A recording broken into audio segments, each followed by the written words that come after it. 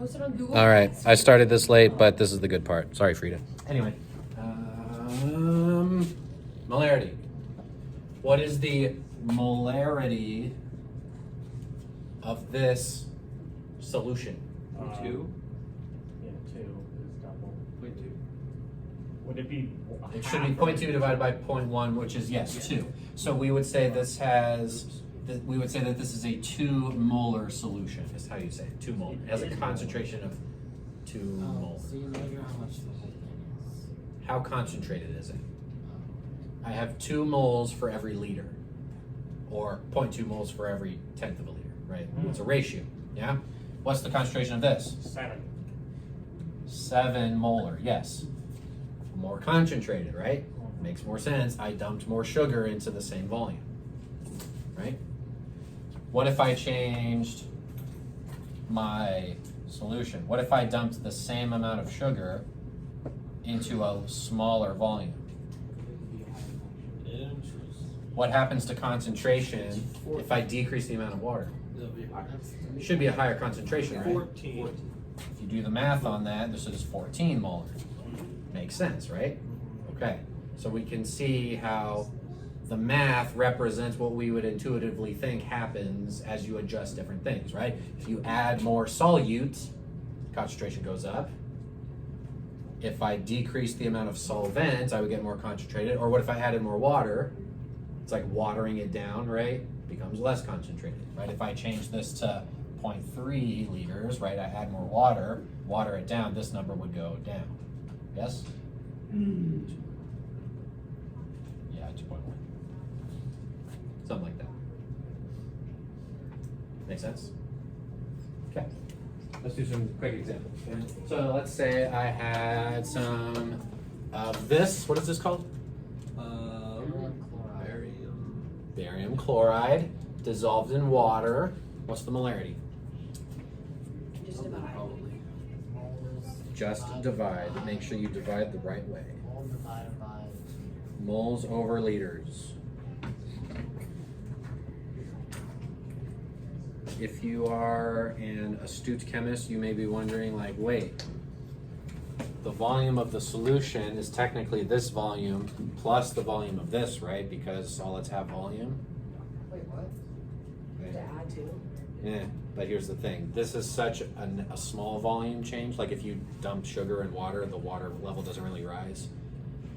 Technically it has volume, but it's small enough we can ignore it. So we can assume that the volume of the water is the same as the total volume. So, in case you were wondering. But Has anyone found the answer to that? maybe we're... Yeah, has anyone got the answer? 0.1. Does Frida have the answer? 0.133. 0.133 molar. Yeah. Bam. Like your sig figs. With the big M. Yeah. With the big M, yep. 3 sig figs, right? Wouldn't it be? Oh, yeah. Didn't even Yeah. notice. No, I meant that. He's just that good. Subconscious. Wait, okay, I know we've been doing sig figs forever. Yes. Is the trailing zero, is every single zero after decimal significant? Not if there's one. leading So to here's the after, thing, right? I need to figure out how to get people to not think this, but everyone thinks the wrong thing. It does not matter where the decimal place is or where the zero is. If there's a decimal place anywhere, trailing zeros are significant. Oh, so So- 0.750 is significant. What about .075? That's a leading zero. Okay. So again. But you said if it's anywhere. Oh, if it's anywhere trailing. Right, zero. right. So like this is still a leading zero. It does not matter where it is relative to the decimal point. Do leading zeros count? They are insignificant. They're just placeholders. Okay, so the only insignificant thing is leading zero. Or trailing, wait. Trailing zero without a decimal point Like anywhere. if it's just like 1,000. If it was 1,000, that's 1 sig fig. Okay. Yeah. But good questions. Wait, whenever we have our final on this semester, Right. like the last one was on that. Okay. Is this like the only math we're actually learning today, or like is there Yeah. more stuff? Well, I mean, Is there more stuff that aren't just more examples of this? Yes. not really. For this lesson, no. Can I go to the math? Sure. let me rewrite something.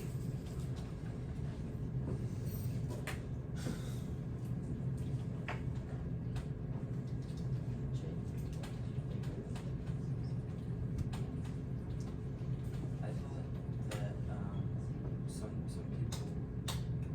some people like that really looked apart. That is the solution for the solvent and the solvent, like mixed together Or- for the final I mean, product. like, Exactly.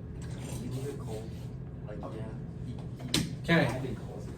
So let's say I want 0.4 liters of an acid solution Wait, that no, has a no. concentration of 0.1. Oh, I thought you were. How much acid do I need to add to my water in order to make this solution? I want it to be 0.1 molar, and I want it to have a volume of 0.4 liters. How many moles of acid do I need to add? Calculate it. What's our equation? So we're just gonna multiply. M equals N slash B. You are given two things and you need to find one. Is it 0.0? Yes. Like, did you see Erica? How do I do it?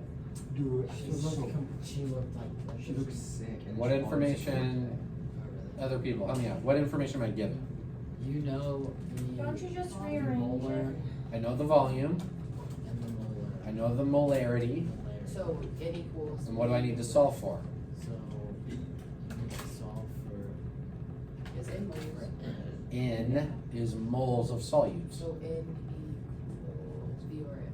No. N equals V over M. No, And it was- Yeah, it was that's it. MV. You're right. N equals MV. Right? I don't like when I'm spelled up with this slash, if we can see, that's why it's like. Sorry. No, it's okay, it just makes me so confused. How many sig figs should my answer have? 3. One, two. Oh, 2. 2. I was looking at the 4. So 0.040 moles is my answer. Of nitric acid, which What's is the answer? HNO3. Point. I'm lying. So the only significance in that are the 4. You Greater can't than put zero. mole of HNO3. Huh? You think we put HNO3, I know there's one more. As long as you put mole, I'll count. Okay, I was gonna say, Hydrogen nitrate. that sounds weird. Hydrogen nitrate. It is hydrogen nitrate. It's an acid, so we use the acid naming system. It's nitric acid, Another naming. which we haven't learned that yet. Oh, dude, Will we there are learn so that? many naming systems that we haven't even touched. Uh-oh. No way. Yeah. Keep going, one more. Wait, this is all there is before the final round. No, we have another No, we have another. mini chapter, What's it over? balancing equations and stuff. It's actually It's pretty chill. How many liters of water is How much water do I need to add to my, what's COSO4? CU. Has sulfate in it. Copper. Copper 2 sulfate. Yeah. Copper 2 sulfate. How much water do I need to add to it in order to make a 0.095 molar Same solution? thing where you rearrange. Rearrange. What am I solving for now? Just divide. How is it B equals to M No. or V equals something. No. N over M. N over M. Because you wait. Because Oh, algebra. multiply. Multiply the V Then and- divide. Yeah. Carry the 1. Huh? Carry the one. Oh, duh. I was like, I'm not carrying anything for you.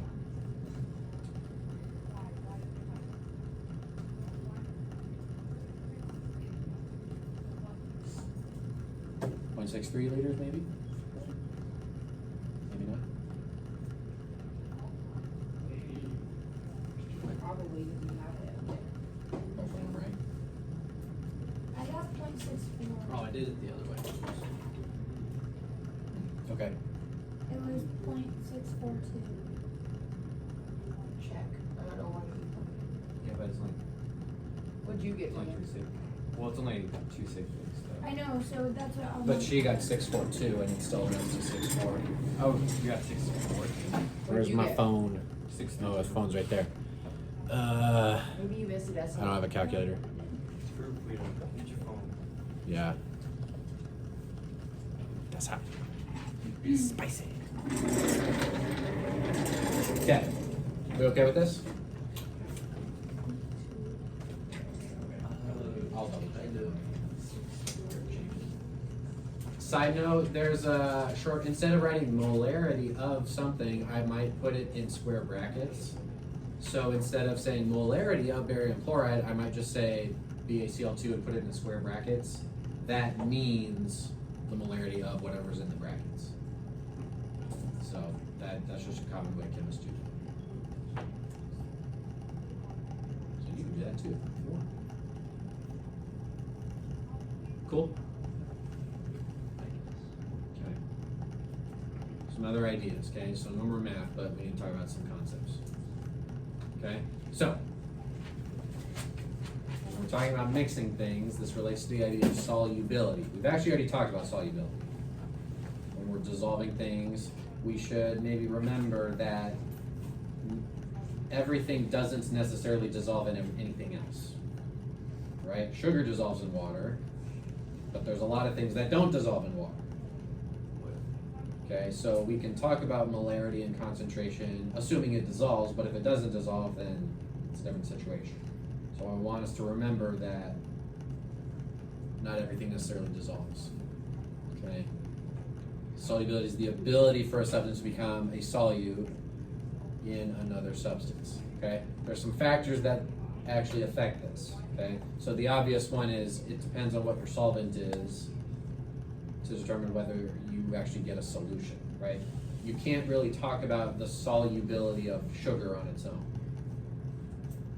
because we haven't specified what I'm trying to dissolve it in. If I'm trying to dissolve sugar in water, okay, we can talk about that, how concentrated it is. But if I'm trying to dissolve sugar in oil, well, that's a whole different conversation. So solubility depends on what solvent we're dealing with. You guys might remember a lab where you had like the test tubes, you had water and then like hexanes and you were like putting other things in there, seeing which ones dissolve, which ones don't. Oh, yeah. Do you remember what affected whether or not they dissolved? Oh gosh, was it polarity? It was polarity. Yeah. Polarity is not the only factor that matters, but that is probably the most significant one.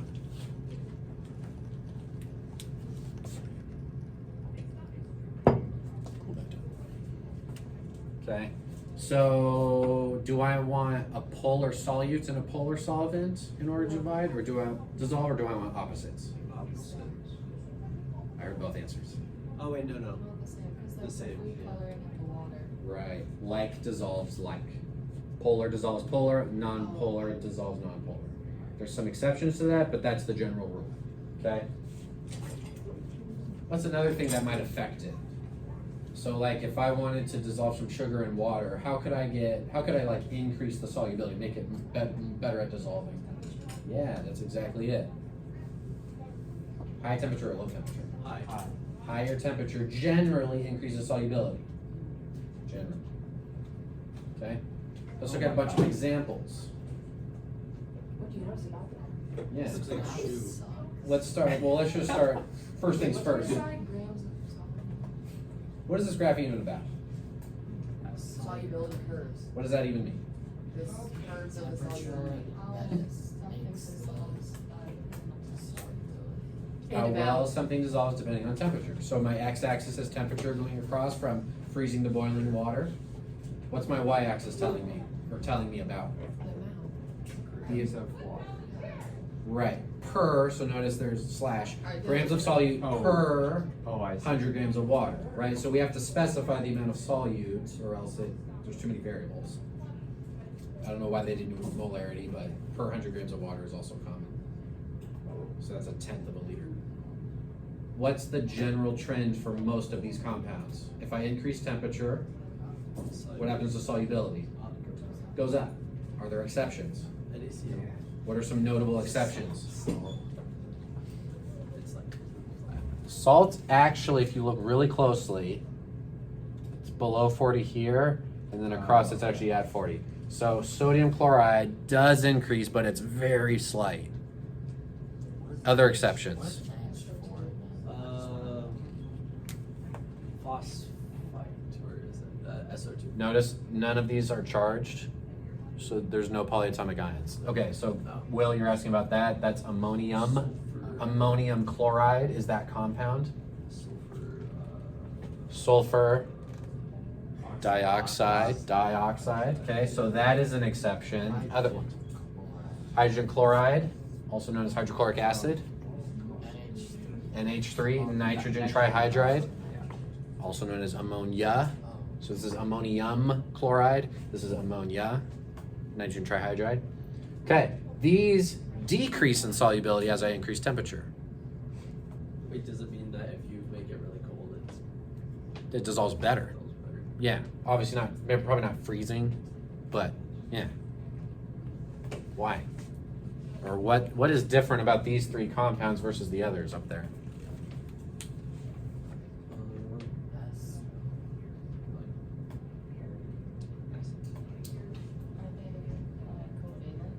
They are covalent, whereas all the other ones are ionic. Yeah. So this is also kind of nodding to the polarity situation. Okay.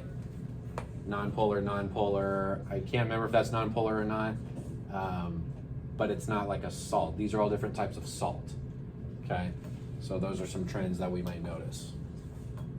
Another one that I think would be an exception would be CO2. Okay. So if you have soda, it actually holds the carbonation better when it's cold. If you were to have like an open soda and you warmed it up, it would lose the carbonation faster than if you had it cold sitting out. It's going to lose it eventually because carbon dioxide doesn't like to be in water, but it will lose it faster if you have warm soda sitting out versus cold soda sitting out. Well, that's kind of interesting. Okay, but the general trend for most ionic compounds is that they're more soluble as you heat them up. Okay, so last idea.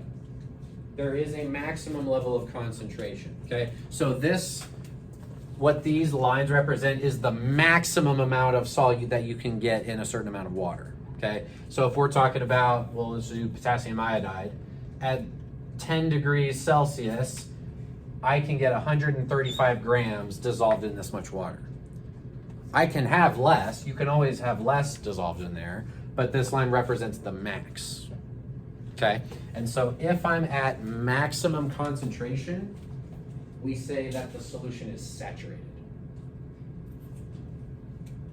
If you were to take away the heat, would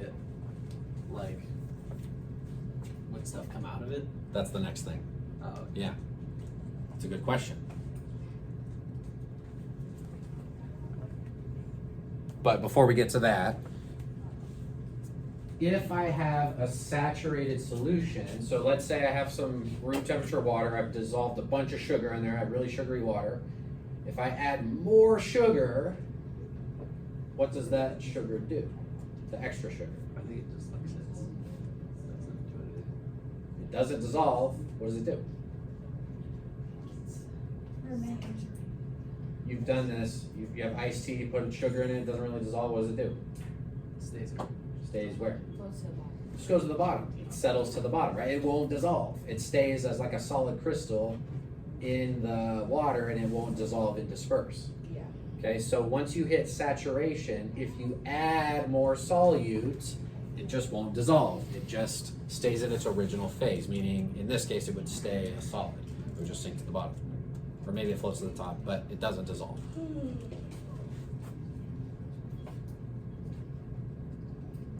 Kind of know that from personal experience. Now, here's a weird thing. If you heat up a solution, you could dissolve more stuff in it, yeah? Here's the weird thing. If you cool so if you get a solution, you heat it up, you get to maximum concentration at the elevated temperature.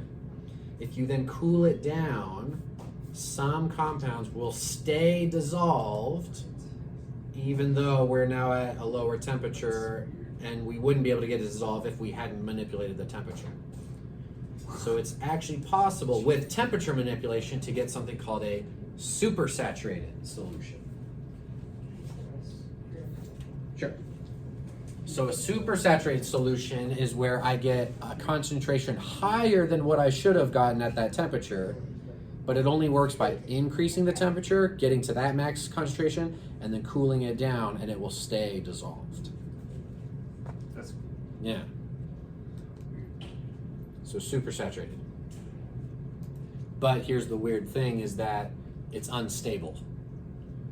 So if you have a super saturated solution back down at the cooler temperature, like room temperature or something, sometimes simply just agitating it, like shaking it or tapping it, will make it undissolve. Oh, that's cool. It'll just solidify, and it will, like, we call it like crash out of solution. It like just appears as solid and floats to the bottom. That's cool. Another way to do that is if you add, like, so you get it cool, it's super saturated. If you add more solute to it, that stimulates it somehow to make it undissolve, and it just kind of crashes out. Huh.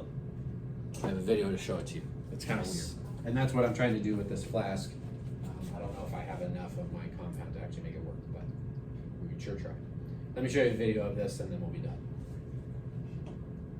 Are you gonna be here after school? For a little bit, I need to go mow someone's yard, Oh, okay. make some money. Where's my mouse?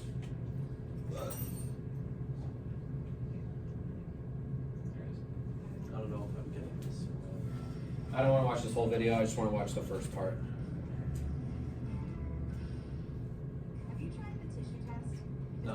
I have not. And there's a Crest 3D white surface wipe.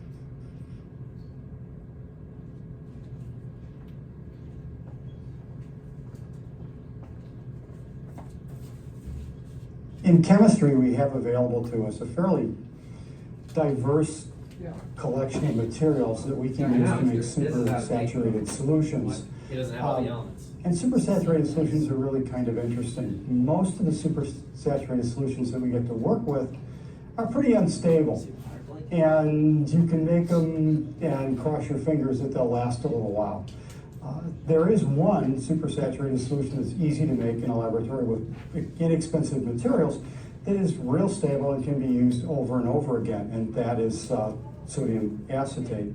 And that's what we're going to take a look at today real quick. I have up here a flask, and if you look at it just to begin with, you'll notice that the solution inside here is kind of a yellowish color. That's because this particular solution is now almost 3 years old and has been used over and over again.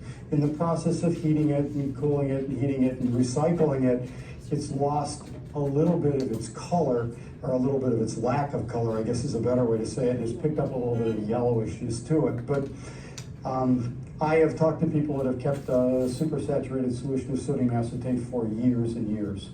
And they'll use it over and over and over. And I personally had a 2-liter flask that I had with sodium acetate in it that was probably 20 years old, that I made way back when I first started teaching. So, I mean, they do last, they're pretty stable, and they can be used over and over and recycled. So, what we want to get across is how do you make, first of all, a supersaturated solution. Generally, it's done by heating a quantity of solid with liquid. You drive the temperature up above the point where all of the solid will dissolve, so you don't have a supersaturated solution. Then as it cools back off, at the point where it reaches saturation, instead of crystallizing out, it continues to cool back down. And so now what you have in here is actually more material dissolved than the handbook says can be dissolved. Consequently, the term supersaturated. Now, to get it back out of solution, there are a number of ways it can be done. You can shake the solution. Sodium acetate's kind of nice in the sense that it's pretty stable. Shaking won't ordinarily cause it to fall out.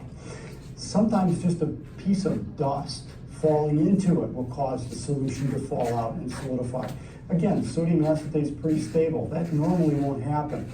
About the only way you can get sodium acetate to recrystallize out and go back to a saturated solution, or in this case it'll go almost to a solid when we take a look at it, is to give it a couple of crystals. Drop a couple of crystals in there, and it's almost like the rest of the sodium acetate in the beaker sees these crystals falling down inside and says, oh, that's how we're supposed to line up. Let's all gang up around the outside of it, and you'll see when the crystals fall in here that it just kind of like, hey guys, here's the way we're supposed to line up. That's the crystal structure. Quick, let's all get together, and you'll observe what's going on. The other thing that's kind of interesting about this one is that the reaction is pretty exothermic. So I'm going to take a wood splint now, just get a few crystals of sodium acetate, and pull the stopper out and shake them in. And you can see almost instantly all those other sodium acetate ions that were in there are now getting together and solidifying. They found the crystal structure, and in a very, very short period of time, it's gone in. Now, can't tell this on camera, but the bottom of this is quite warm. Not so warm I can't hold on to it, but it's heated up. Is there a practical use for this? Indeed there is. We sell these heat packs, you may have seen them. It says the heat, it actually says the heat of solution pack, but they'll sell these in camping stores, etc., that you can put into a glove or your pants pocket or whatever you want. They're recyclable. You can warm it up and it'll go back. But it's got a little thing down here. I don't know if you can see that piece of metal that's in there. This thing, when it's bent, I'm going to just reach in here and give it a bend and then move it out. We're just going to give it a bigger bend. Maybe a huge bend. Maybe a gigantic bend. Maybe a And he's really struggling with that. bend in a different direction. Hey, there we go. All right. Again, you can see that crystallization starting to take place. It's like undissolving. It's becoming undissolved and going back to a solid. And this, once again, gets quite warm. You can recycle this, put it in some boiling water, put it in some hot water, let it go until it all goes back to a clear solution. It's ready to go again. So pretty cool. Yeah, so if you heat it back up, right, it's more soluble and it just dissolves back, cool it down, you can do it all over again. So Wow. pretty wild. Do you lose anything? Like lose any? Nope, it's literally, they just mix together at high temperature, and then when you cool it and add a little more, then it separates and the ionic bonds between the cation and the anion come back and it's solid and then redissolves. Yeah, it's just mixing and unmixing. That's basically what's happening. So, there you go. So you from grains to moles, if you multiply by